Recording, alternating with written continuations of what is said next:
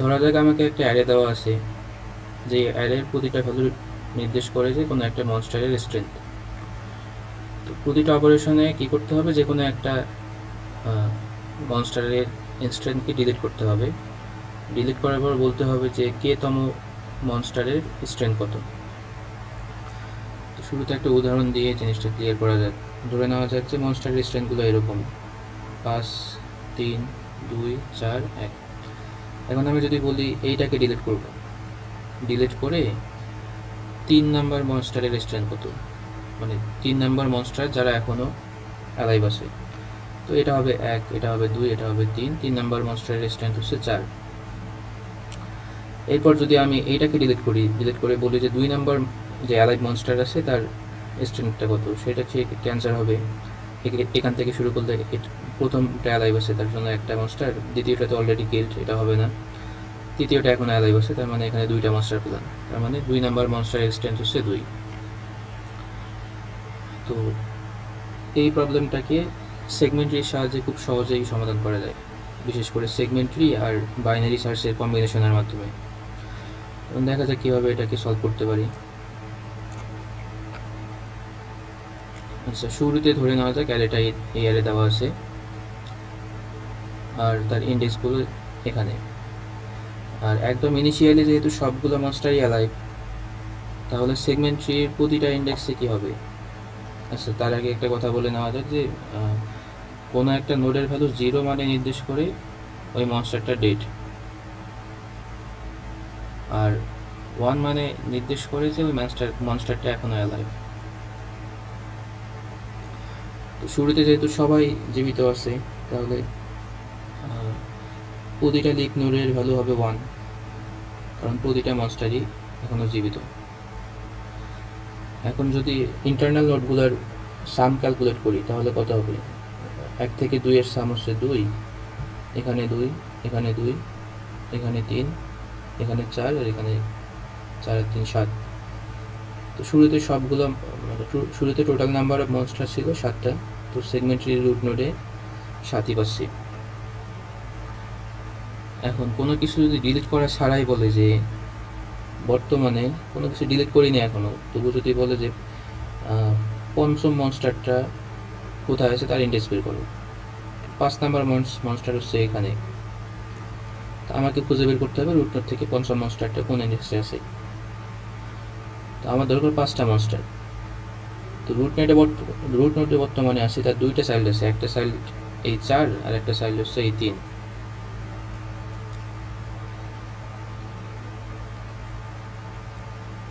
আচ্ছা, তো left child যে আছে তার ভ্যালু হচ্ছে 4, তার মানে লেফট চাইল্ডে এখনও 4টা মনস্টার জীবিত আছে। আর রাইট চাইল্ড যে আছে তার ভ্যালু হচ্ছে 3, তার মানে রাইট দিকে মানে ডান দিকে এখনও 3টা মনস্টার জীবিত আছে। তো আমার যেহেতু দরকার যে 5টা জীবিত মনস্টার, তার মধ্যে 4টা আছে বাম দিকে এই দিকে, তার মানে আমার আরও বেশি লাগবে। তাহলে কি করতে হবে, আমাকে বাম দিকটাকে স্কিপ করে ডান দিকে চলে যেতে হবে।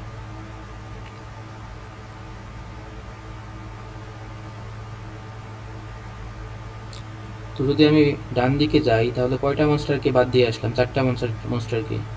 তাহলে 5টা থেকে যদি 4টাকে বিয়োগ দিই তাহলে আমার এখন মনস্টার দরকার একটা ডান দিকে।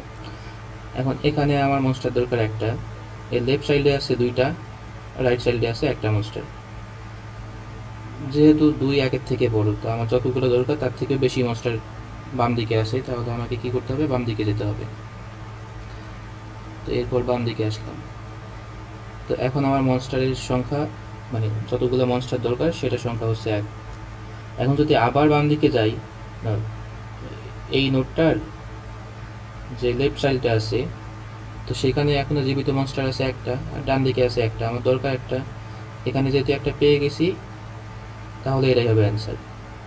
এই 1 যেহেতু সমান, তো এই মনস্টারটা কত নম্বর ইন্ডেক্সে আছে, 5 থেকে 5তম ইন্ডেক্স।